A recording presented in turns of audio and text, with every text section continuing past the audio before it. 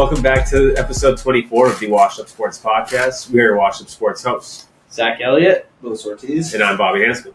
I'm filling in for Pat today. As you can see, he's out sick. I'm usually the cameraman, so we don't actually have anybody behind the scenes today, so we had to relocate to a different room where the camera, mobile. Yeah, where a camera would have a better angle of all three of us. So here we are. Yeah, bringing it outdoors. Yes, sir. Sort of. Kind of, yeah. So today is Thursday, July 11th. So here's what we'll be talking about on today's episode. We're going to be touching upon the UEFA Euros and Copa America in the 2024 tournaments. We'll be talking about this week's semifinal matchups, and we'll do previews of both weekends' finals. We also have some interesting debates to talk about involving the Team USA men's basketball team ahead of this summer's Paris Olympics. As always, we'll follow that with some random news in the sports world. And finish up with Washed Up Wagers, where we will recap what happened earlier this week, and we'll make our new picks for this weekend's slate. All right, boys. Well, UEFA Euros didn't disappoint in a sense. What happened on Tuesday and Wednesday this week was incredible. Great. Fun to watch. In the first semifinal, Spain came from behind to defeat France 2-1. All three goals were scored in the first 25 minutes of the game. So, all of you that think the end of the game is where the best parts are, you got to watch the full game. Yeah. France scored first with Mbappe setting up Kolo Muani for a back post header in the 9th minute after getting, I think, pushed into the ground by, I forget who it was. Someone pushed his head into the ground like a couple minutes before, and then he scored that header. Lamine Yamal, my player to watch in the tournament, responded with a outstanding equalizer. I think one of a kind goal. Yeah, I would say in the 21st minute. He became the youngest ever player to score in Euros history at 16 years old. I think he was like 361 days. Yeah, it's like his 4 birthday days. on Saturday, 17th. So.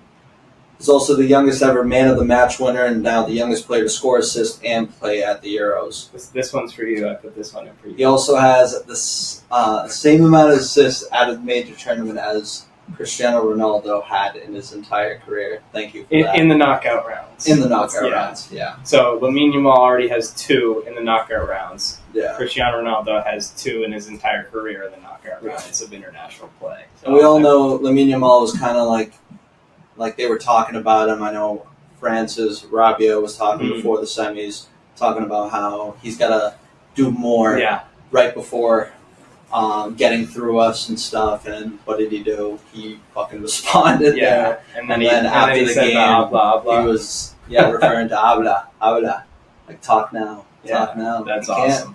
That's awesome. He did his talking on the pitch. That's the definition of letting your play do the work. Right there. And then 4 minutes later, after that spectacular goal, Dani Olmo fucking weaving through the defenders and scoring that beautiful goal. He flicked it up over a defender and then smashed it in. All in the box. They originally gave the own goal to Jules Koundé, but I'm glad they changed it. Yeah, because it was on goal. That was going in for sure. So Spain advanced to their first finals, and since 2012, since they last lifted it, and where they defeated Italy 4-0, they're looking for their 4th ever Euros title. On the other side, we had another thrilling, dramatic game. England came from behind. They defeated the Netherlands 2-1. Xavi Simons opened the scoring for the Dutch in the 7th minute with another great goal, top corner. He was falling down, reaching out when he hit it. Sliding. Yeah, it was a great goal. A couple minutes later, in the 18th minute, England was awarded a penalty kick.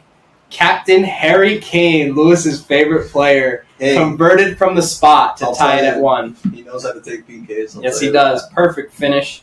Then the Netherlands kind of was just looking to get out of the first half. England was kind of pressing them a little bit, had more control. Equal second half, in my opinion. It looked like we all kind of assumed it was headed for extra time. And then Gareth Southgate subs on Ollie Watkins and Cole Palmer late in the game, 5-10 minutes to go. Cole Palmer feeds Ollie Watkins in the box. Ollie Watkins turns, fires, literally finished like an inch inside the post for the game-winning goal in the 90th minute. It's interesting because Ollie Watkins had a great season in the Premier League. Hasn't played really at all in this tournament for England. Came on, made his manager look really good with the substitution, especially removing Harry Kane and his ability to take penalties and stuff. So England back in their second consecutive Euros final. As we know, they lost in 2020 on penalties to Italy. It's England's first ever finals appearance at a major tournament on foreign soil. The last Euro final was at Wembley Stadium, so this is the first time in a foreign country that they'll be playing in a final, and they have never won the Euros. Obviously, some amazing games. So let's hear your guys' thoughts on the matchups and your guys' biggest takeaway from each one. You want to start with the Spain-France game, though? Let me do them all. Yeah. Dude. I don't know how else to put it. Yeah. They couldn't really. I think France came off strong in the first 15 minutes, but then Spain started playing their game, and then Lamine Yamal obviously scored, and then they got the lead right after. It was just Spain's game to lose, which they didn't. Yeah.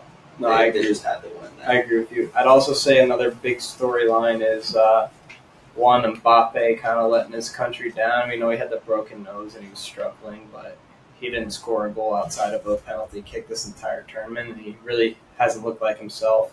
Right. But another story for that is Danny Olmo kind of, I think, putting himself into the conversation of Golden Ball winner the way he's played down the stretch for Spain. 4 goals now? I think it's 4. I don't think it's 4. I think it's 2 or 3. But I think he started the tournament as a substitute, and now he's earned a spot in the starting lineup. He's been really big for them in that center attacking midfield position.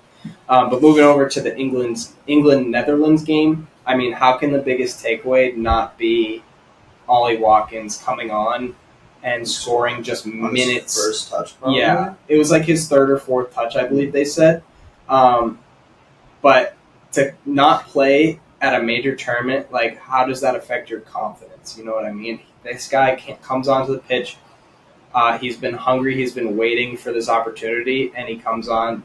Not only does he make the most of it, and now he'll probably play in the final, but he took a lot of pressure off England and his manager Gareth Southgate from the media, because now Southgate he made look like an absolute genius by making that change. So the Netherlands were on their heel. Yeah. Made England on their heels Yeah. in that last 25 minutes. I'd say they were peppering. Yeah. And one big substitution, like you said. Yeah, they made a comment during the game that Ollie Watkins might be coming on because they thought this might be his type of game. Sure enough, it was. So The final between Spain and England is set for 3 p.m. on Sunday, July 14th in Berlin. Lewis, let's talk about Spain for a minute. How do you like their chances in this game, and who is one player to watch besides Lamine Yamal?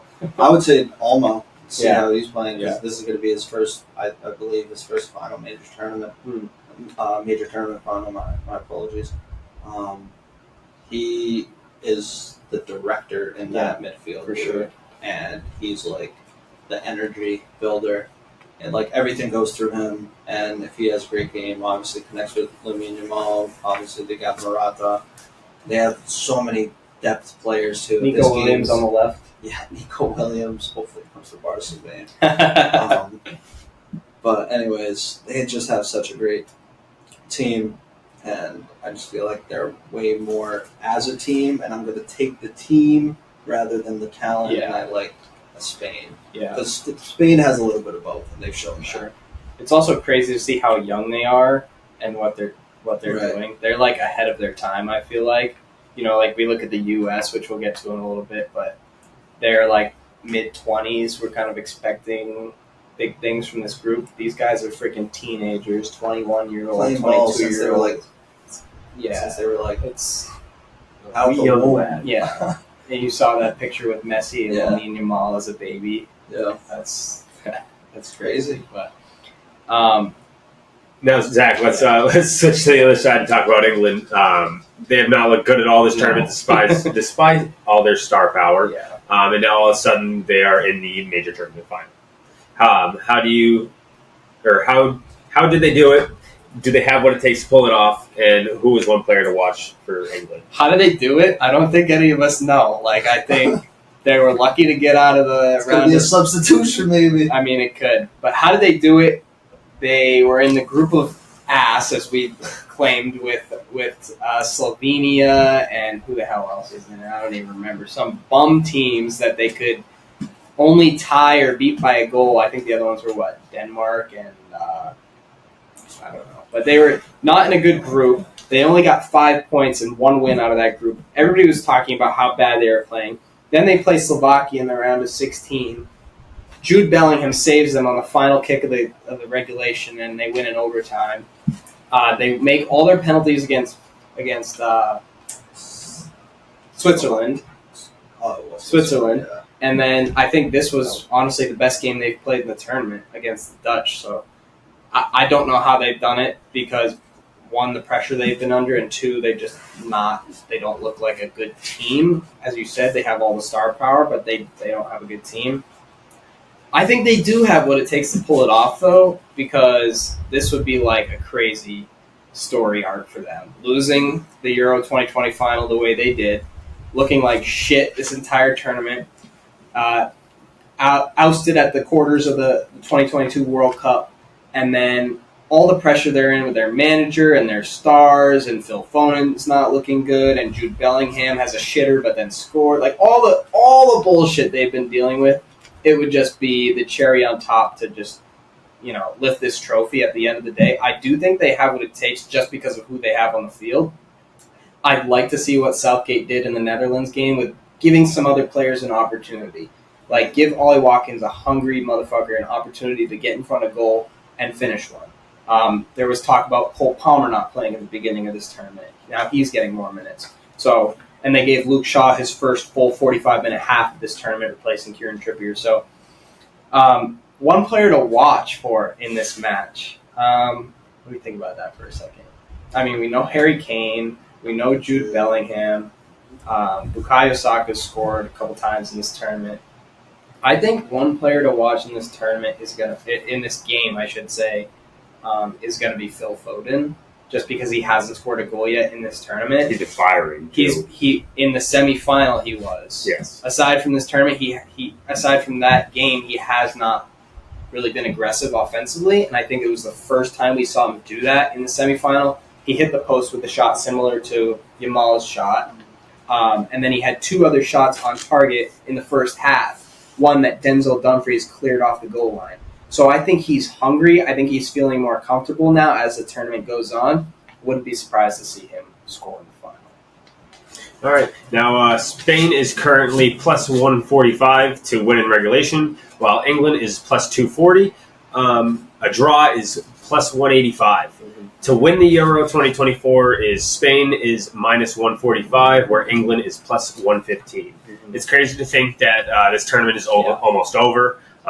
Who do you guys think is going to lift the trophy? It just went so. It went so fast, and now summer's almost over. I was already thinking about just like, damn, we were talking about like the group stage, Yeah. shit, like the group of ass. Now it's just Spain and England. Yep. Who do you guys think is going to win? You want to go first? I'm just gonna ride with my Yeah, final. Spain. You've had it from the beginning. And I've had him from the beginning, right? And I think Spain deserves it. They lift the trophy on Sunday. I think Spain will control most of the game because England will sit in their shell. Spain will have most of the possession, but Don't tell me that. I mean, at the end of the day, though, England has the experience. They've been there before. I just think that I can see them lifting this trophy after the pain from not winning it 3 years ago at Euro 2020. I'll take England at plus 115 to win the tournament outright, not regulation, penalties, whatever. I'll just have them to win. I think they can get it done. What do you think, Bill? Yeah, Is it coming home? To England? Yeah, he probably doesn't know what that means. No idea. As the great Alexi Lawless said, Alexi Lalas, he's like one of the Fox Sports commentators, analysts. How can it come home if it's never been home? England won one World Cup. They've never won a Euro. So you think they can do it? Yeah. Yeah? You're riding with me? I'm riding with All you. right. All right. You heard it here first. Bobby and I have England, and Lewis has Spain. España. All right. Let's switch to the other major tournament going on right now on the other side of the pond. That is the semifinals of Copa America, which also happened this week on Tuesday and Wednesday. Argentina had a pretty convincing 2-0 win over Canada on Tuesday. Julian Alvarez scored the opening goal in the first half. Rodrigo de Paul played a nice ball through the back line to set him up. And then in the second half, a few minutes in, Lionel Messi finally getting on the score sheet in this tournament. Yeah. Are we really giving him credit? You can't really call it a goal. He deflected I off thought he his was foot. offside. He did look like offsides, but yeah. after review, he was not offsides. Enzo Fernandez took a shot. Messi stuck his foot out, hits his foot, and makes its way past the Hits goalie. the goalie in the face if you really look at the slow. And then it goes in. Hey, doesn't matter at the end of the day. As the say, a goal's a goal. Messi has now scored. These are all for Lewis, by the way, these stats. Messi has now scored in 6 Copa Americas dating back to 2007. He is now second all-time in international goals with 109 in 186 caps. He passed Iran's Ali Day and now trails only Cristiano Ronaldo, who has 130 international goals in 212 games. Canada had their chances to score, but they could not, and Argentina is now back in the Copa America final. They have the opportunity to win their second in a row. Third major trophy in the last 3 years. If they win it, that would be Copa America 21, World Cup in 22, and now Copa America 24. Argentina's 4th final appearance in the last 5 Copa Americas.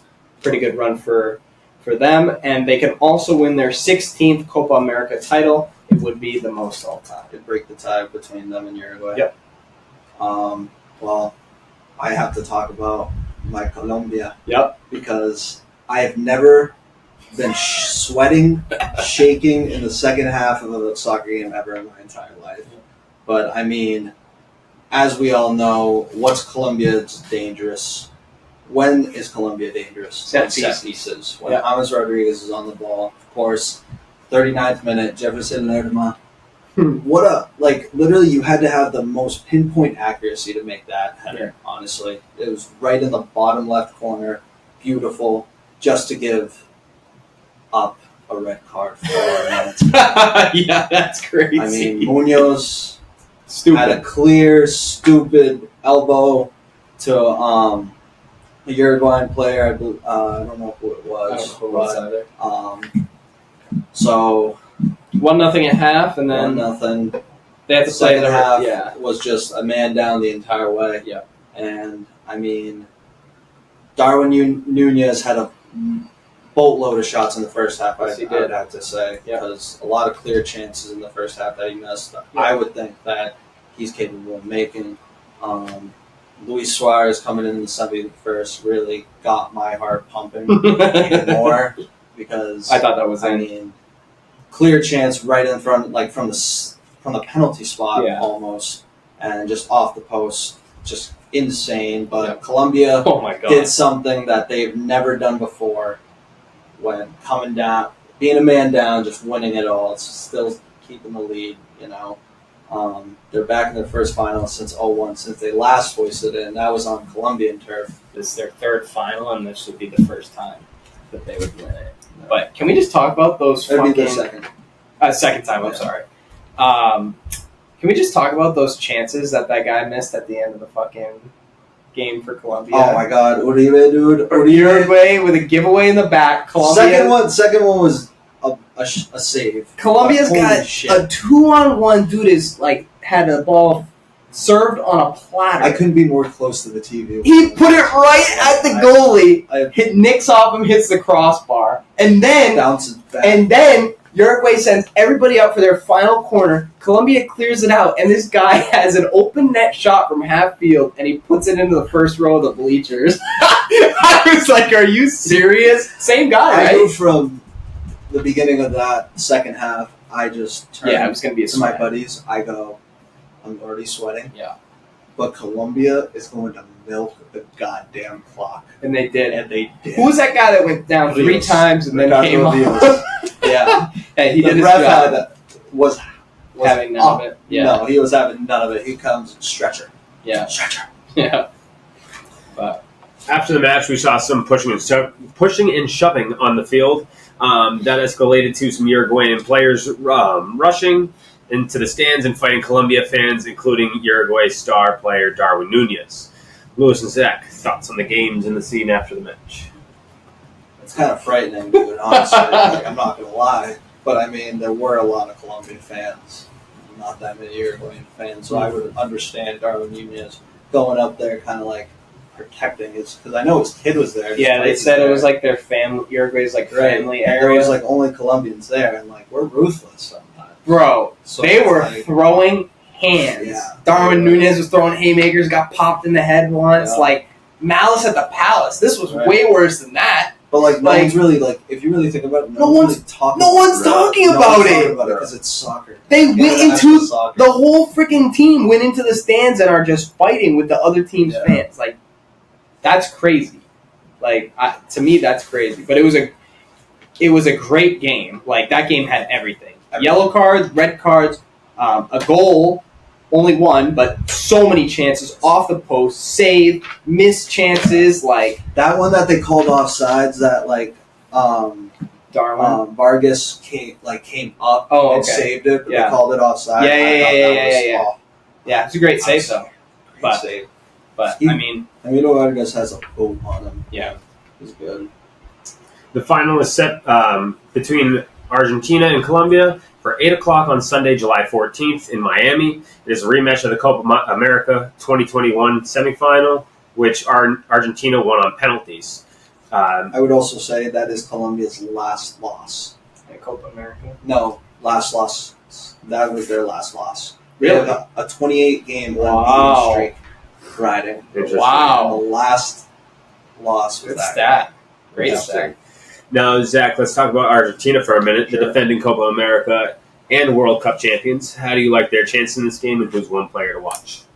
How do I like their chances? I don't really feel that good about them, and I'm not just saying that because Lewis is a big Colombia guy, but the combination No, you of have been like you said, you're a Messi off. I'm an like an Argentina. Argentina I'm an op. Argentina op, not a Messi op. I respect Messi, but let me just say this: Argentina is not in their top form right now. Colombia is phenomenal. in their top form right now. Argentina was in a group with Canada. All right, they beat them twice 2-0, but Chile. the chances were there. Chile didn't score a goal in the entire tournament, and Peru did nothing. So, and they were winning those games 1-0, 2-0. Like, it wasn't a statement win. Colombia's out here beating Panama 5-0. Costa Rica, they tied Brazil, but they beat Costa Rica 3-1. They've won every game in this tournament except for that tie. And they have the best player in the tournament right now because Messi hasn't looked like top Messi that we saw maybe at the World Cup or at the previous Copa America. Maybe the MLS Di Maria. is slowing him down. Could be. Di Maria, this is his last game. He'll be retiring. The emotions of that could be playing with him. Julian Alvarez has looked really good in the 1-2 punch with him and Lautaro Martinez off the bench. We've seen it switch to one starting, one's off the bench. All I know is that Rodrigo De Paul, Yes. that he's just going to be like antics. Yeah. He's He's- just going to be He's... a rat weasel. He is. I actually That's what he is. like him because I think he's a good player. He plays hard. He's really gritty. But Argentina's given up a lot of chances, and Colombia's scored how many goals in this tournament? They've scored in every game. It hasn't been a problem for them. So that's what I I think. didn't know. 1, 3. They scored 2 in the first game against Paraguay. They scored 3 against Costa Rica and 1 against Brazil. So that's 6 plus 5, 11, and then 1 against 12. 12 goals in 5 games. So I'd say that's pretty efficient. And our leading scorer is Munoz, who got the red card. Yeah, he there's only such has a- 2 goals. They're such a He only has balanced 2 team. goals. We have, Yeah. I believe, 10 different goal scorers. That's wild. That's nuts. So now, Lewis, speaking of your Colombia, can they pull off this upset since they've been the best team in the tournament? and who is one player to watch? I mean, I wouldn't say like upset. I feel like Colombia is better, just like in form right now over Argentina. But you can't obviously not look back like what Argentina has done in the past 4 years. But it's just I feel like this is Colombia's game to lose. They're just 28 game unbeaten streak, and we have this chip on our shoulder from that penalty kick loss in that semifinal in the last Copa America. I feel like they come out for blood. And player to watch. Real quick before you say that, just give you some time to think about it. Like, a fucking round of applause for fucking James Rodriguez, dude. Like, looked like his career was done and dusted, right? They weren't at the World Cup. Like, he isn't playing for a big club. He's playing for somewhere in Brazil right now. Like, he was over in Qatar before that. Like, look at what he's doing, man. He's been involved in, we said they scored 12 goals. He scored and has 6 assists on those 12 goals. So he's been involved in 7 of their 12 goals. He just looked, and he's such a good leader for them too. So he deserves his flowers, whether they win or lose. I think he deserves the golden ball either way. Yeah. But player to watch for that game? I'm going to say the goal scorer from the semifinal game because we haven't really seen him. I know he was suspended for our quarterfinals, but Jefferson Lerma. Okay. I feel like that man, he had a pretty great year, pretty okay year at Crystal Palace, I'd say. But, like whenever someone comes back to play for Colombia, like you said, James, club level, like you don't see that talent. But then when he comes to Colombia, it's just he's like a star reborn. Right. And Lerma's just, I feel like he's someone that we look up to as like another James, another goal scorer, like another Falcao, someone like that to give us like out of those like situations. I'm going to say on the flip side real quick because I didn't give my player to watch, but for Argentina, I'm not going to go Leo Messi. I'm not going to go Angel Di Maria. I'm not going to go Julian Alvarez or Lautaro Martinez because we all know those guys. I'm going to go with a guy that might have single-handedly saved them at the World Cup, and that's Emi Martinez. Yeah. This guy makes huge saves. He's not the best goalie in the world, but his ability to make big-time saves in the biggest moments is going to be a huge X factor for Argentina in this game, plus his experience in penalties. Now, Lou, this is why I was saying that Colombia has a chance for an upset. Yeah. Thank you. Because Argentina is currently plus 125 to win in regulation, while Colombia is plus 280 to win in regulation. The draw is plus 197. To win the Copa America 2024, Argentina is minus 170, while Colombia is plus 130. Who do you guys think is going to win the trophy? Lewis, I wonder. Colombia. Come on. Yeah, I think we're all in agreement. I'm also going to side with you on Colombia, and I don't think it's going to be in regulation. I think it's going to go the distance. Extra time, maybe. That's what I'm scared about, man. That's what I'm scared about. But we haven't been to PKs yet. It's a good thing, though. Yeah. By the way, we also have a third-place game for Copa America between Canada and Uruguay, with Uruguay as a minus 185 favorite in regulation, while Canada is a plus 500. The draw is plus 320. That game will be played on Saturday, July 13th at 8 p.m. We will do a recap, both finals on our episode, which will air on Tuesday, July 16th. And there's no way Uruguay isn't winning that game. Go Canada, baby. Oh, Canada.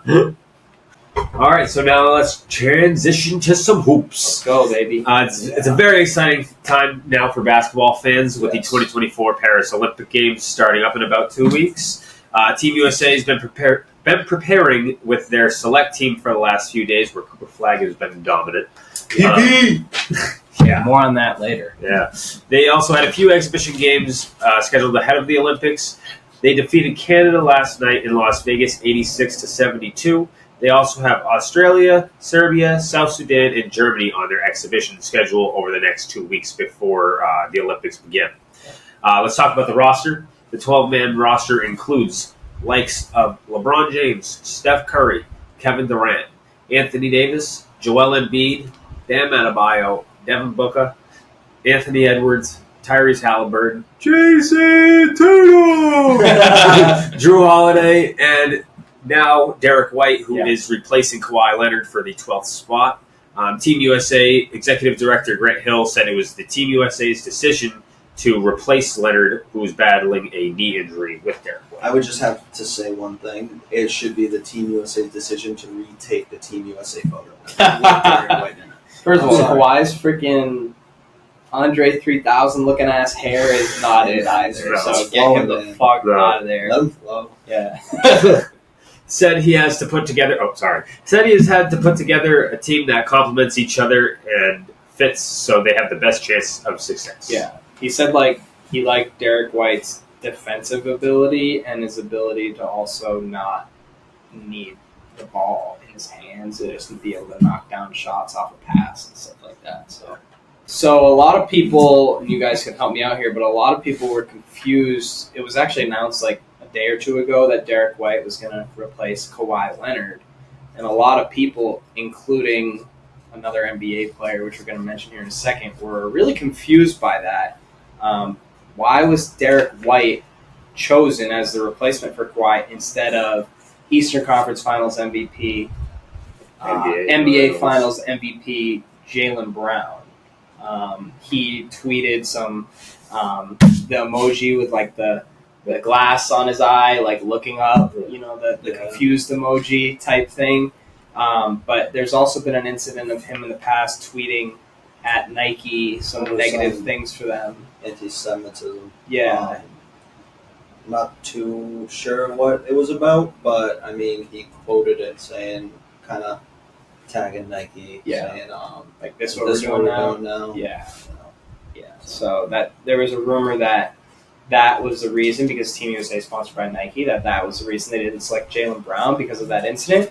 But Grant Hill says that Nike has nothing to do with it, and he makes the decisions on personnel for Team USA with their board members or whatever. So it's very interesting. I don't know how you wouldn't want Jaylen Brown on your team after seeing what he did in that NBA Finals. Not just winning MVP, not just his scoring ability, but he also guarded the best, some people say the best player in the world in Luka Doncic that entire series.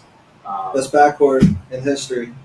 I said to these guys before we started the show, how can you have 3 guys on the Celtics on Team USA and not the best, not the best player on the Celtics? Yeah. Some might argue in Jaylen Brown, definitely the second best, if not the best. But you got Jason Tatum, Derek White, Drew Holiday, the 3 Celtics, and you don't have Jaylen Brown, who might be better than all 3 of them. Well, like you said, they will figure they probably want someone who's more of a spot-up shooter and someone that's not as ball-dominant. Yeah. Or Jaylen is way more ball-dominant. I hear you. Just if I'm Jaylen Brown, I'm a little bit right now. Do you think that kind of digs a little hole in between the C's? But I think it could. I think it definitely has potential, but I think I'd love to say that they just built a brotherhood. Exactly. Yeah. They just enjoyed their championship parade and all that experience. But it could be. Definitely the media will talk about it. The jealousy factor. For sure. Yep. Especially with the Celtics. So. And between Jaylen and Jason. So obviously this means that the Boston Celtics have 3 Olympians playing for Team USA with Derek White, Drew Holiday, and Jason Tatum. Tatum was asked in an interview with ESPN Malika Andrews if he would rather take the Celtics or Team USA, where Tatum responded with, "I'm going to choose the guys I've been playing with for the last 10 months." Said they went through hell and back, and he loves his teammates. Also says he wants to play for Boston for the rest of his career. Said he loves Team USA and some of the best players ever, but what do you guys think? Do you think you would pick Team USA or the Celtics? 100% pick Team USA. Yeah, sorry. Yeah. I love Tatum and I love the Celtics, but that's just that's like asking when we play 2K, are you picking a regular team, or are you picking the All-Stars? Or are you picking the all-time Lakers, and I'll be the worst team in the league? Exactly. I'll pick the all-time Lakers. I mean, I'm going to play devil's advocate, as I always like to do, but, what do you expect Tatum to do when he's asked this question. No, absolutely. I would say the same exact. Do you want him? You want him to say Team USA instead of his own team that he spends 10 out of the 12 months in the year with that he just won a championship with, and they were one of the best teams in NBA history, and they were so dominant. Like, if he had said Team USA, how was that supposed to make Derek White feel, Kristaps Porzingis feel, Jalen especially feel? Like, but if we really think about it, let's say the U.S. wheels out a starting lineup of Stephen Curry, Devin Booker, or Anthony Edwards, one of the two. Let's call it Tatum. Let's call it LeBron, and let's call it Joel Embiid. Is that a fair starting five? Maybe a Kevin Durant, but he's injured right now. So let's go Curry. Let's go pick Ant or Booker. I'd say Book. All right, Curry, Booker, Tatum, LeBron, and Embiid. So you match Curry up with Drew Holiday. You match Derek White up with Booker. You match Tatum against himself, essentially. Right. Jalen maybe against LeBron, but then you have Kristaps and you have Al Horford against Joel Embiid, which we've seen. We've seen Al Horford really do well against Embiid. I mean, if you put Kristaps in there, healthy Kristaps, maybe. Yeah, I definitely agree with you. Health would be a big thing. I think it would be entertaining to see that, to be honest. Yeah, I think it would be fun. But so if you think about it, instead of Tatum, because obviously Tatum's playing with, you could be like eight or Ant. When you put Tatum on that team, I mean, like the Celtics, I might have to switch over. I think the Celtics match up way better. But it would be interesting. It's an interesting little debate, but I'm glad Tatum said what he said, and also topping it off with I loved. It was 10 times better than winning the championship than I thought it was going to be, and that he's going to hopefully stay the rest of his career with the Celtics. Right. That was awesome. Yeah. I mean, and also real quick, the fresh haircut. Yeah. I would also note that this would be the first time in basketball history that a trio would win an NBA championship and then win the gold medal. Wow. In the Olympics. That would be really cool. And it would also be Tatum's second gold medal because he won the 2020 Tokyo Olympics. So, another Team USA member, Anthony Edwards, said to the media this past week that he believes he's the number one option on the team and that everyone else needs to fit around him. Whether or not he's kidding or not, do you guys think he's the number one option on the Team USA? Want me to start? I mean, you're on a Team USA roster with obviously multiple Hall of Famers. Yeah. You're gonna like Anthony Edwards is like the type of guy that has that confidence in him. Yeah. So like that's like a pretty good response. That's what I would expect him to say in that. It doesn't surprise me that he said that. I mean, is he the number one option? No.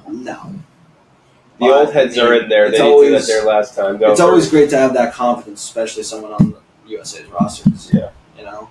For sure. He said they don't have a Kobe in the starting five. Why am I getting benched? Let me say this. He's the youngest player on the team. He's 22 years old. First of all, I commend him for his confidence in himself because, like, if you don't think you're the best at what you do, like, why do you even do it? Right. We've seen kind of Tatum say the same thing in past interviews, and people are being negative to him about it. Like, why wouldn't Tatum have the confidence that he's the best? You know what I mean? But so I respect the confidence.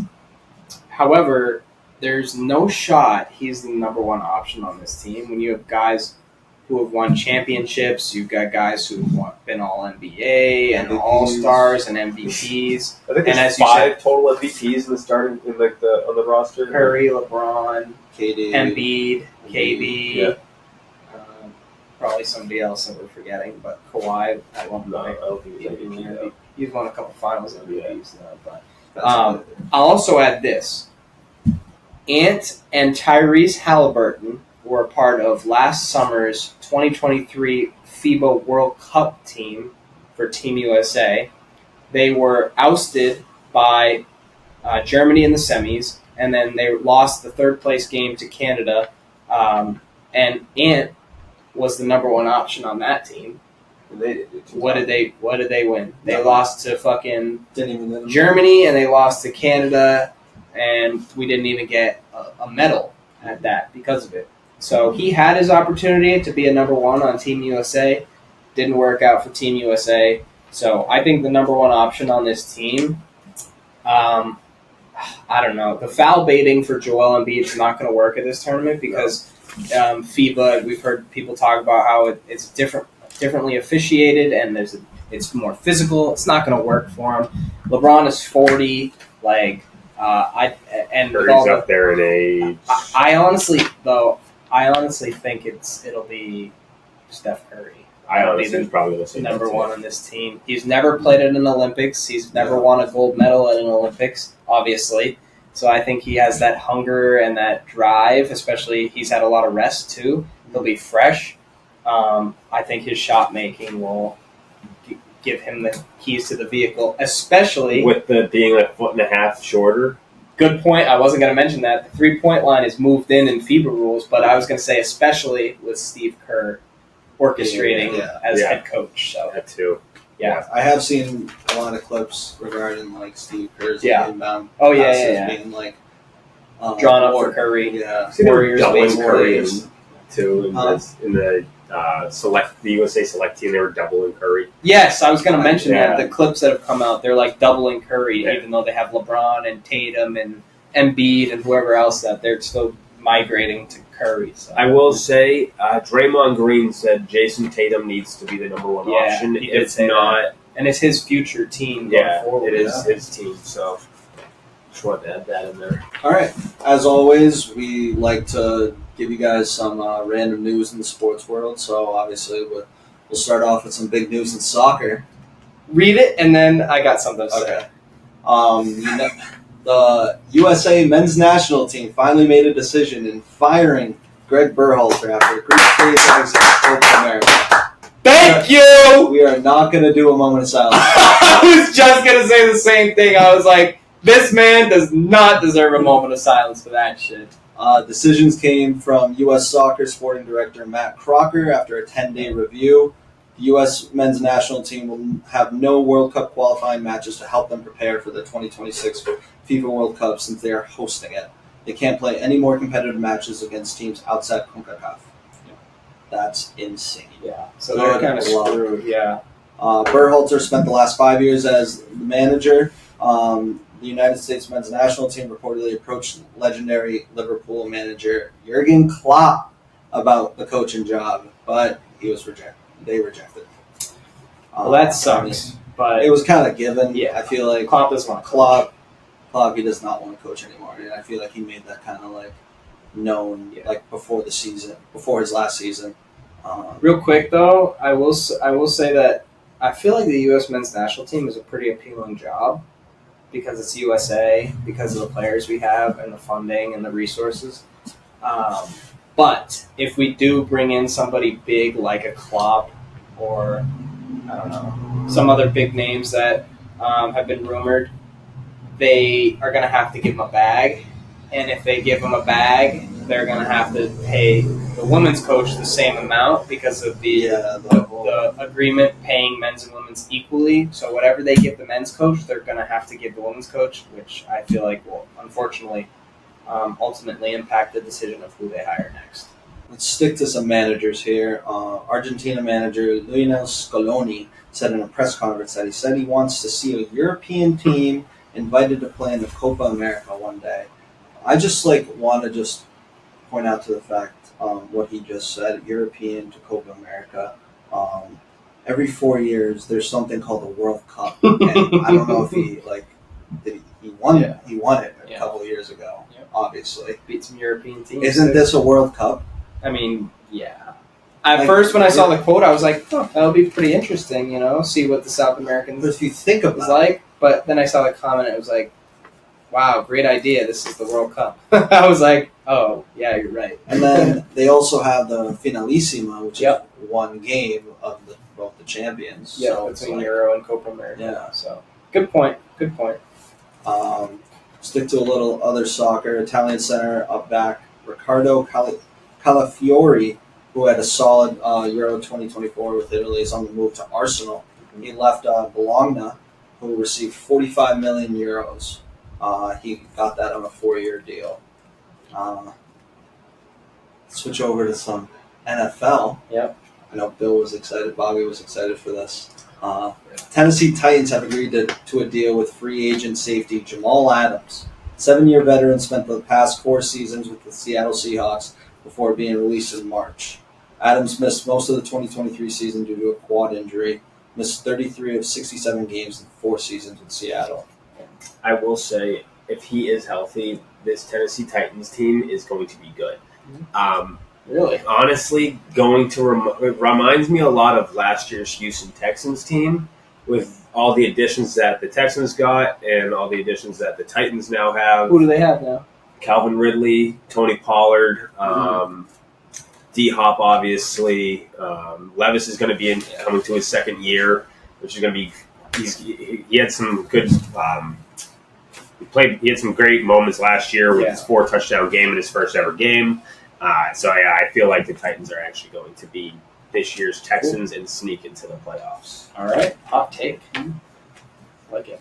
Well, let's keep it on in football here. One of the league's top defensive players in Jacksonville Jaguars star Josh Allen, not to be confused with Bills quarterback Josh Allen. He's changing his last name, so we'll no longer have that confusion. Good. I mean, he made the right choice, honestly.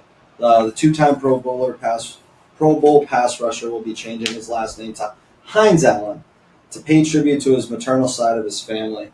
Other family members of his have worn Hines or Hines Allen on their jerseys. Sister Maisha Hines Allen played for the Washington Mystics in the WNBA.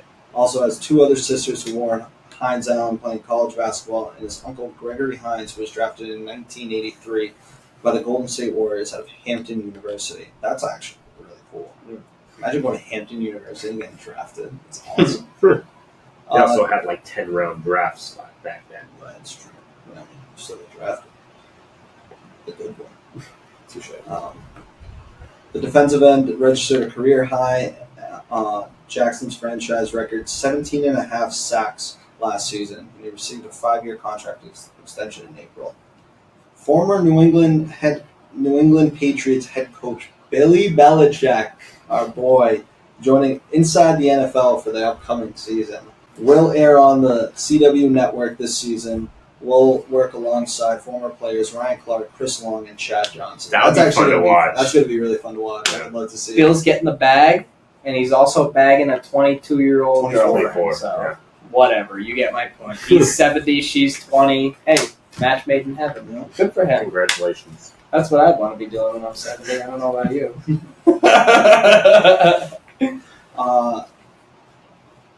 I mentioned this earlier. Yes, you did. Nike founder Phil Knight wants to see Oregon win a national championship so goddamn bad. And since now they're allowing money to be generated through college players, what other way to get the best players rather than to just pay them everything they want and anything they want? The 86-year-old billionaire wants to see the Ducks win it so bad that he's willing to pay every single penny of his net worth. Probably. Unlimited NIL funds. Unlimited. Yeah, that's what they did. They've never won a football national championship. Which is insane to think of with all of those good-ass Oregon Duck teams. Chip Kelly's teams with Mariota and DeAnthony Thomas. They might have lost a national championship game, maybe. I think so. Yeah. The last championship was 1939. They did. Last basketball championship was 1939, and they've never won in football, so... Hurry up, Oregon. You're running out of time for Philly night. Let's move on to the other side of the country. Right now, college powerhouse University of Georgia made an interesting late addition to their 2024 signing class on Monday. They received a commitment from former elite basketball recruit Jazari Jackson, 6'11", 345-pound offensive tackle, who is now one of the nation's tallest players. Jackson spent the last 3 seasons playing basketball with the Overtime Elite program in Atlanta, Georgia. He averaged 12 points per game, 7.5 rebounds in his final season. He committed to Georgia over Florida, Florida State, Mississippi State, and Arkansas. 20-year-old, oh my God, Calipari would have fucking loved him, dude. 20-year-old is already on campus and will enroll next month. Will probably redshirt his first year to learn their system and become a starter in the next year, as they usually do, unless he shows out. Yeah. He'll be one of So real quick, that could mean if he redshirts this year and starts next year, he'll be 21. That means he could potentially play 21, 22, 23, and 24. So, and if he gets hurt in any of those years, he could play 2025. But I believe he only has to do that 1 year, and then he could go to the draft if he does well, because you'd have to be 21 to get drafted in the NFL. So he'll be just one of 2 active players who are 6'11". imagine going up against that. Yeah. He entered this past NBA draft, but he wasn't selected. Wow. He turned to football instead of the NBA G League or overseas basketball. Yeah. It's a smart decision for that. I mean, no pun intended with that. Kirby Smart as the head coach of Georgia. I'd also like to throw in one more college football little random news headline. I don't know if you guys saw, but we mentioned the last podcast the Oklahoma State running back star Ollie Gordon. He got the DUI. I've done that 1,000 times in my life. Head coach at Oklahoma State, Mike Gundy, seemed to be supporting his player or not really. I'm not really sure what he was doing, but he's like, guys, what do you have, 2, 3, 4 beers and then drove? I've done that hundreds of times in my life. But then he also said they're going to figure out a punishment for him, but he's not going to be missing any games and isn't going to be given any disciplinary action. And Gundy said, if anything, we're going to punish him by giving him 50 carries in the first game this coming season. So, gotta love it, really. Now, pick your fighter. Bob Huggins? Oh, God. Or this guy? God. Huggins went down like a friggin' ball of fire, didn't he? All right, some random news in basketball. So we mentioned Jason Tatum and Team USA a few minutes ago. He has been named the cover athlete of the upcoming 2K25 video game. I know Bobby was real happy about that. He's a big 2K guy. Yep. Huge 2K guy. So he's the cover of the standard edition. Asia Wilson will be the Las Vegas Aces. Will be a cover of the WNBA edition, and Tatum and Wilson will share the cover of the All-Star edition. Yeah. Tatum actually did go on to say in an interview that he cried when he found out that he was picked. And people on Twitter were probably like, what a pussy. Yeah. He's so corny. But I probably would too. Vince Carter, who will be inducted to the Basketball Hall of Fame this year, is also going to be on the cover of the Hall of Fame edition. The game is set to release on September 6th. I know you'll be buying that. Yeah. That cover is really nice. It is wicked nice. Yeah. It's weird because I like how they did it on that one, but they didn't do it on like the standard edition or like the Vince Carter one you're talking about? Yeah. I like that one, but as a graphic designer, I think the Tatum one could have been cool. Yeah, that's what I'm saying. Like they remember the 2011 Jordan one where the jersey faded away. The Celtics is that what it's actually going to be? I hope not. But with the Celtics colorway and the Shamrocks, they could have done something way cooler. Yeah, looks dark. Yeah. Free agent Sadiq Bey is heading over to the Washington Wizards on a 3-year, $20 million deal. The 25-year-old is recovering from a torn ACL last season with the Atlanta Hawks. He averaged 14 points, 6.5 boards in just 63 games last year. After leaving the Dallas Mavericks after leaving to join the Dallas Mavericks in free agency, the Golden State Warriors have announced that they're retiring Klay Thompson's number 11. He's a 4-time champion, 5-time All-Star, and 13 seasons with the Warriors. Will wear 31 on the Mavericks, worn by Jason Terry on the Dallas' 2011 championship team. Said he will wear in honor of Reggie Miller, his childhood inspiration. That's wild. That's kind of quick, I feel like. He's actually only 83s away from passing Reggie Miller for 5th all-time on the three-point list. 31's just a terrible number. Yeah. But, I mean, so if they're retiring Clays, they're going to retire Draymond's, they're going to retire Steph's. Now, do they retire Iggy's? They could. I mean, if we're just they're going to retire if the Houston Rockets are retiring James Harden's jersey, I mean, we're fucking retiring everybody's. So True.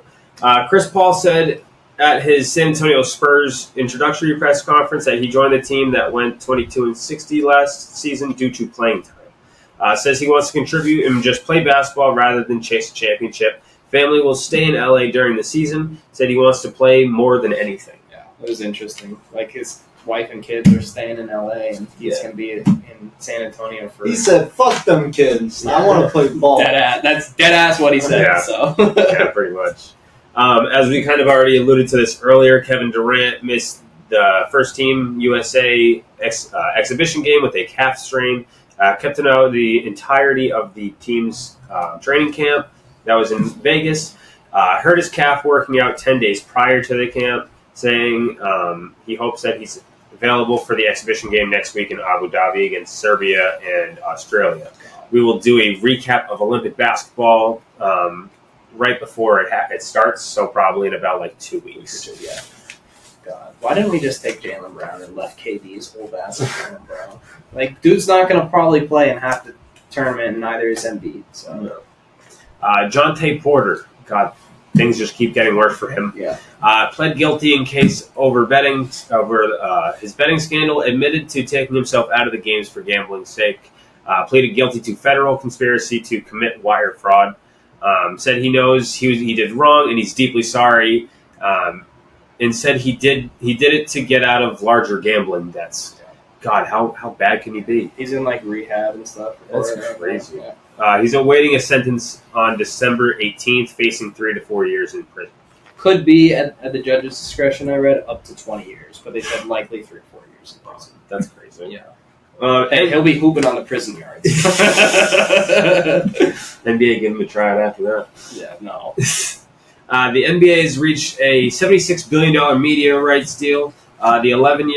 It's an 11-year deal, assuring players' salaries will continue to increase for the foreseeable future, which is insane because they're already fucking high as hell. Yeah. Games will continue to air on ABC and ESPN, but now will go on NBC and Amazon Prime instead of TNT, which it just sucks. It's just sad to see. NBC would show games on Sunday night after the NFL season ended and Monday nights on Peacock. Prime Video will get to stream Thursday night games after the NFL season, as well as Friday and Saturday. Real quick, I have the schedule for the 2025-2026 season with these new media rights. It would be Mondays on Peacock, Tuesday NBC, Wednesday ESPN, Thursday Amazon Prime, Friday ESPN and Amazon Prime, as well as Saturday ESPN and Amazon Prime, and then Sunday would be NBC, ESPN. They flip when football season changes. So I just heard Monday Stream East, Tuesday Stream East, the rest of the week Stream ESPN, East. and then Sunday Stream. Yeah. Well, weird times. Yeah, it really is. TNT has actually 5 days to match the deal, but I highly doubt that they will. Right. The new deal means that the league salary cap will increase 10%. The top players might earn over $100 million in the 2030s. Per year, per year. Because they're already at, 64? Yeah. With Tatum, it's $62 million. All right, sticking with hoops. We also have some news about Paul George and why he signed with the 76ers this offseason. On his podcast, he said he wanted to stay with the Clippers, and that he would take the same pay as Kawhi because he didn't want to, be better than Kawhi or kind of get into that kind of pissing contest. So he would have taken the same 3-year, $150 million, but the Clippers refused that, and they also didn't want to give him a no trade clause, and they offered him less than his counterpart, Kawhi Leonard. Paul George then said he had no desire to make more than Kawhi. He was shocked and disappointed by their decision. That led to him wanting out, which, as I said, he talked about on his podcast. Also in hoops, you mentioned Cooper Flagg had a strong showing at the Team USA Olympic training camp. He was a member of that 16-man select team, along with Lewis's guy, PP Time, Peyton Pritchard. The 17-year-old Duke commit was part of the 16-man select team made up of mostly young NBA players, currently preparing the star-studded 12-man roster ahead of the 2024 Paris Olympics. That actually wrapped up on Tuesday. Flagg showed his scoring ability from three-point range, mid-range, and at the rim against some of the best defenders in the league. Anthony Davis, Bam Adebayo, Drew Holiday on a couple of drive-bys. So Flagg is the projected number 1 overall pick in 2025, has not even played a game in college yet for Duke. He's the first college player to be invited to join the select team since Doug McDermott and Marcus Smart in 2013. They had already played in college and had numerous accolades, all-conference, all-rookie of the year, et cetera, all-American. Flagg has none of it. He's 17, and he just came out of high school.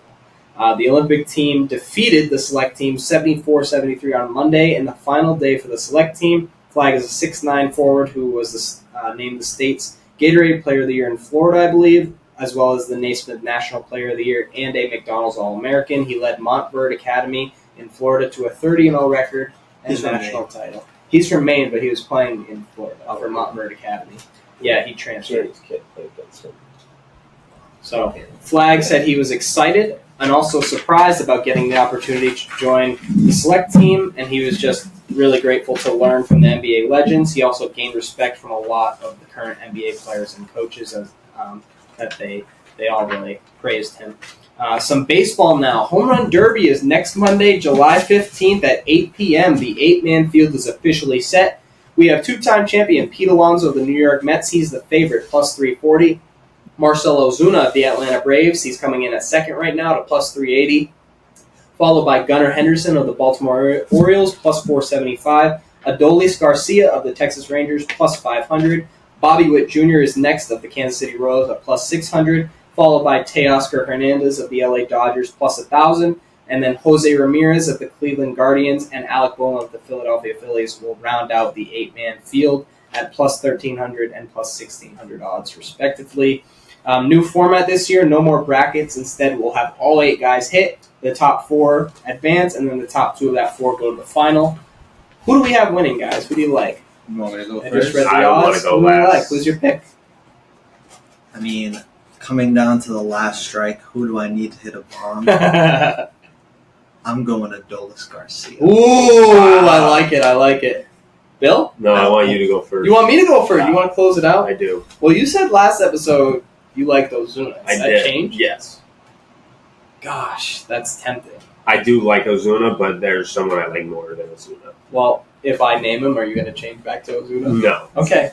Well, I'm going to go with Jose Ramirez. Yeah, that Okay. was who I was So going Bill to and I are go going to go with Jose Ramirez at Okay. plus 1,300 Yeah. odds. He's a switch hitter, but he'll probably be hitting lefty. at lefty. this. Yeah, he's been in the home run derby before, Yeah. and he's been disgusting at the home run derby. Yeah. So at plus 1,300 odds too, yeah, lock that shit It would in. be interesting to see. Adolis Garcia is playing at home, so that could be a factor. But I'd be interested to see if right field or left field is shorter at Globe Life. It's Not it's sure. left field. Left. Right field. Longer? Yeah, right. So right field goes. It's like 360, Yeah. and then goes up to about 375, 383, something like that in the gap between So, left and or Could, right. could be a center. good little park for Ozuna, though, to Yeah. park some. So now that we have our winners, we'll see what happens on next Monday. We'll be watching. Speaking of home runs, though, the Cincinnati Reds prospect Rhys Hines homered in his MLB debut on Monday in a 6-0 win over the Rockies.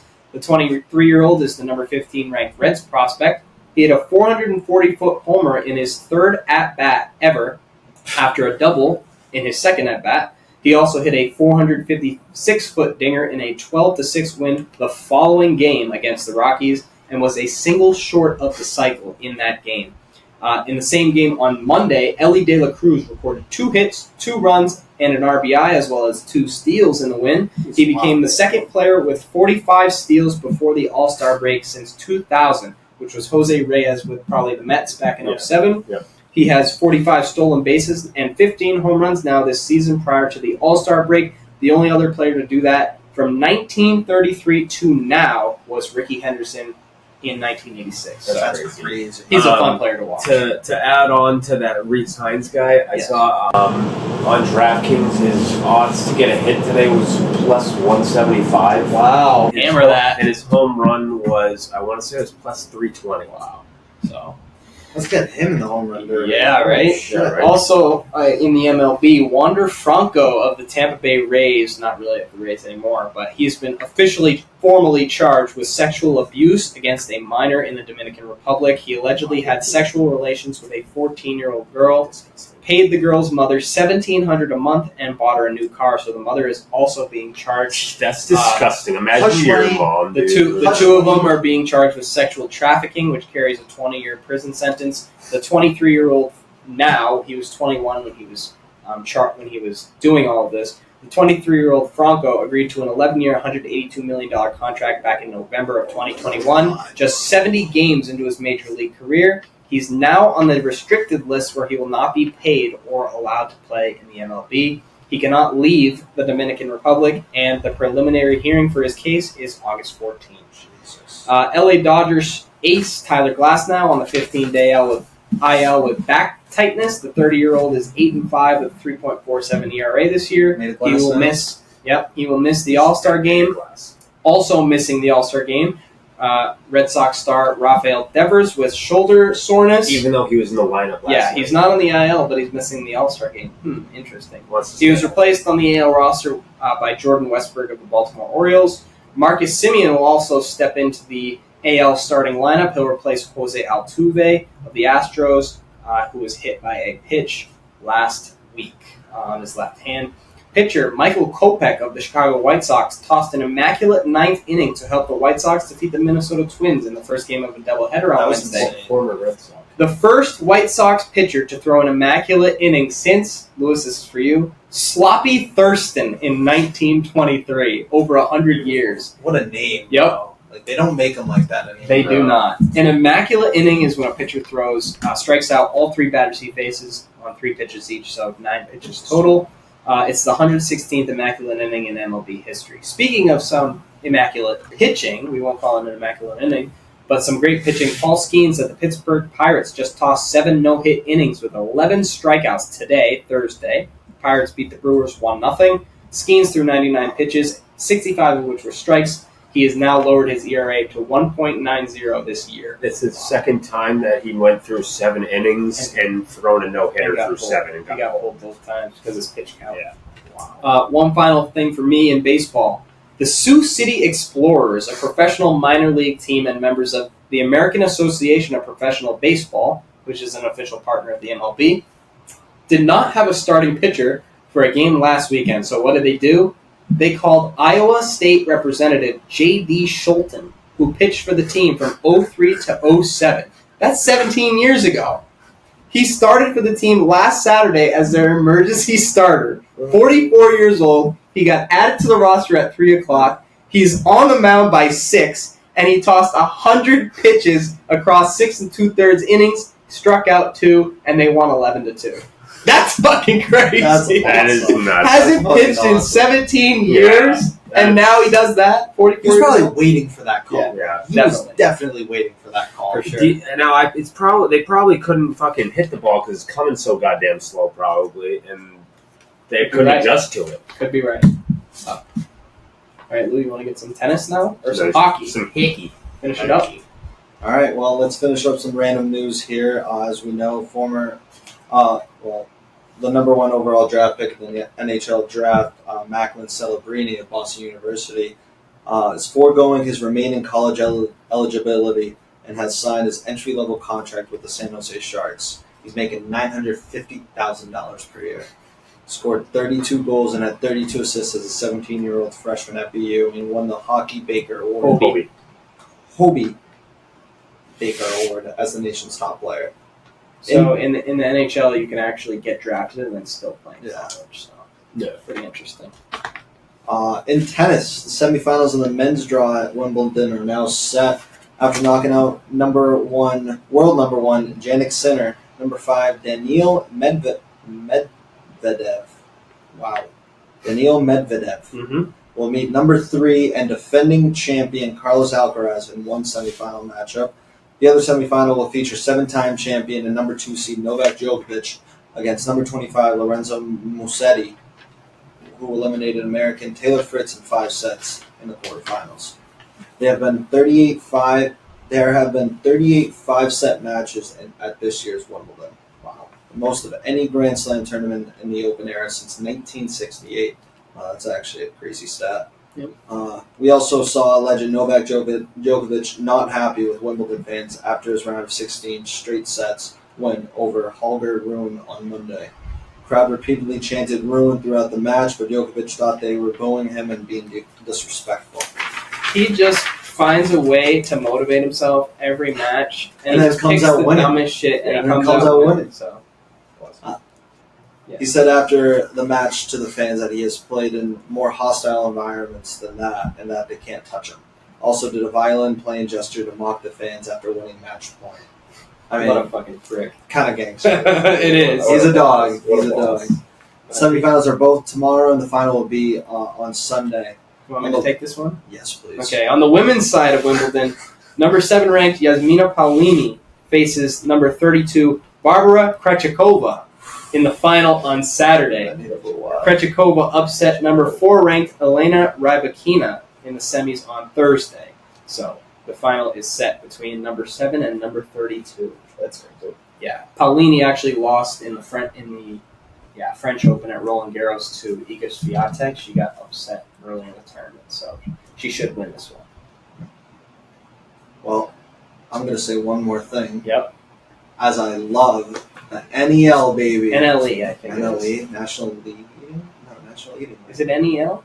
Whatever. Whatever it is. National League of Eating, whatever the hell it is. MLE? MLE, yes, Major League Eating. My fault. Yes, but it's not because he got banned, remember? Oh, yeah. So it's But this is just, anyways, former MLE Hall of Famer Joey Chestnut accepted a challenge made on social media by Buffalo Wild Wings on Monday. I believe we touched We on that did last talk about it a call. little bit.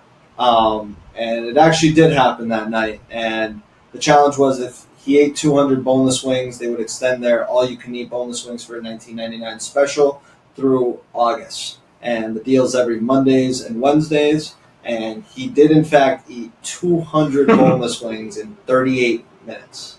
It's 5 wings a minute. That's nuts. what a fucking boss, dude. Hey, Like, You know what? All I'm gonna say is we Next- have somewhere to go Mondays and Wednesdays. let's go. Man. Maybe we'll do the next Honestly- pod at B-Dubs. Oh my next We'll God. do the B-Dubs pod. We're all going to try to, match Joey Chestnut's. Well, combined. For night. I night mean, We we'll couldn't try do to it get combined. individually, but we'll try Us, to get it Pat, combined. Garrett, and Ryan, I don't think could eat 200 combined.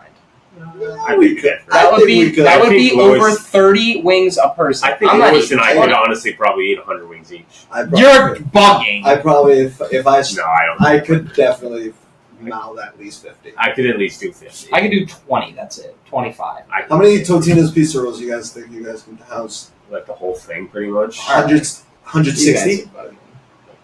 You're fucking lying. All right. I try to make it more discussion. This guy just comes out of nowhere. Big dick Bill over here. To finish up the episode, as always, we have washed up wagers. So here's a recap from last episode. I remain in first place with a 4-2 record after going 2-1 last episode. My wins were the Texas Rangers, who beat the LA Angels on Tuesday, 5-4. Yeah. Okay. And Argentina, who beat Canada 2-0 on Tuesday in the Copa America semifinal. My loss was France, who ended up losing to Spain 2-1 in the Euro semi. Lewis is tied with me in first place with a 4-2 record as well after going 3-0 last episode. His win was Colombia, who advanced past Uruguay 1-0 in the Copa America semi. Both teams to score in the France-Spain Euro semifinal, which ended 2-1. And the Philadelphia Phillies, who beat the LA Dodgers 10-1 on Tuesday. Beautiful. Pat is 3-3 and in third place after going 2-1 on Tuesday's slate and 1-2 on Wednesday's slate. Tuesday's wins were Lionel Messi to score against Canada and Carlos Alcaraz, who defeated Tommy Paul in the Wimbledon quarterfinals. His Tuesday loss was Antoine Griezmann to score in the Euro semifinal versus Spain, which he did not. Wednesday's wins were Novak Djokovic to defeat Alex de Minaur in the Wimbledon quarterfinal.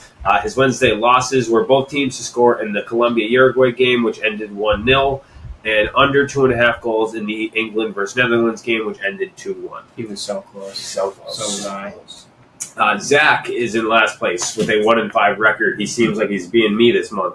After going 1-2 last episode, his win was James to score or give an assist against, and he assisted Colombia's only goal in their 1-0 win over Uruguay. I will congratulate you on your first win. Thank you. I appreciate it. Thank you. His losses were England, team total under 1.5 goals. They scored twice. And for France to advance past Spain in the Euro semifinal, and they also lost 2-1. Trash. All right, Literally well- in the 90th minute goal to fuck me. All right, well, here are our picks for this weekend slate, July 12th to the 14th. We'll each be actually doing one pick from the Copa America final, one pick from the Euro final, and then we're going to do one pick coming from the semifinal matchups in the Wimbledon. Pat, we don't have Pats, so Pat will Yeah, have we to did. do. He sent him in. He did? Yep. Oh, okay, sick. Never mind. We have Pats. Yep, he sent him in just You wanna start an off hour ago. Oh, perfect. I'll start off, sure, since I'm Last fucking last place place, goes first. 1-5, but we're gonna clean that up. We're gonna thank you. We're gonna clean up our act this week, I hope. So first, we're gonna do Euro final. I have England to hoist the trophy at plus 115. Not a regulation, just to win the game, penalties, extra time, regulation, whatever. England to win. Argentina versus Colombia, Copa America final. I have it to be a draw in regulation, so I think it's going to go to extra time and then penalties. My final pick is for Carlos Alcaraz over 21.5 games won in the semifinal matchup versus Daniil Medvedev. So that means it would likely have to go more than 3 sets. So it'll be probably a 4 or 5 setter. I think he'll win over 21.5 games. All that is plus 1085, $10 to win 118.57. Wow. Yes, sir. Nice. You want to read Pat's? I will read Pat's. Pat has, in the Spain-England Euro final, he has both teams to score plus 100. He has Luis Diaz, anytime goal scorer, in the Argentina-Colombia Copa America final at plus 370. And then he has over 8.5 total games in the first set of Daniil Medvedev versus Carlos Alcaraz at a minus 800. We should disallow that, really. We can't. Either way, pretty bad too. It's a plus 957 for those three, $10 to win 105.75 for Pat. We'll go ahead. So my 3 picks, I'm obviously going to start off with my Copa America pick, which is Colombia to win in the Copa America, obviously. I got them at a plus 130. Just to win outright. Just outright win. Doesn't matter if it's extra time, penalties, just outright win. Got to see him hoist that trophy at the end. Yep. Carlos Alcaraz, I have him just to straight up win, move on to the final at a minus 350. And then I have, for my Euro pick, Spain over 1.5 total goals against England. I feel like they'll get at least 2 behind fucking Jordan Pickford. I have that at a plus 175, and that's all a plus 713. $10 wins you 81.32. Hey, just a quick fact for you. They allowed 1 goal against the Netherlands, they allowed 1 goal against Switzerland, and they allowed 1 goal against Slovakia. So how does that make you feel? They are due. Bill? So for me, I have over 1.5 total goals in the Colombia-Argentina game at minus 190. I like that. I have Harry Kane being an anytime goal scorer for plus 190. If it ain't a PK, he ain't scoring it. That's fine. We'll get there somehow. And then I know you were saying that Pat with the minus 800 pick. Okay. Mine is minus 750, and it is Novak Djokovic money line versus Lorenzo Musetti. Okay. It is plus 401, $10 for 50.16. Great. Yeah. So, anyways, thank you guys for joining us for episode 24 of the Wash Up Sports Podcast. On mobile. On the road. On the wheels. We release new episodes every Tuesday and Friday on Spotify and YouTube. Like this video, subscribe to our channel, and give us a follow on Instagram, Twitter, and TikTok. Our usernames for those can be found in the description below. Thanks for watching, and as always, stay washed. Go Colombia, baby!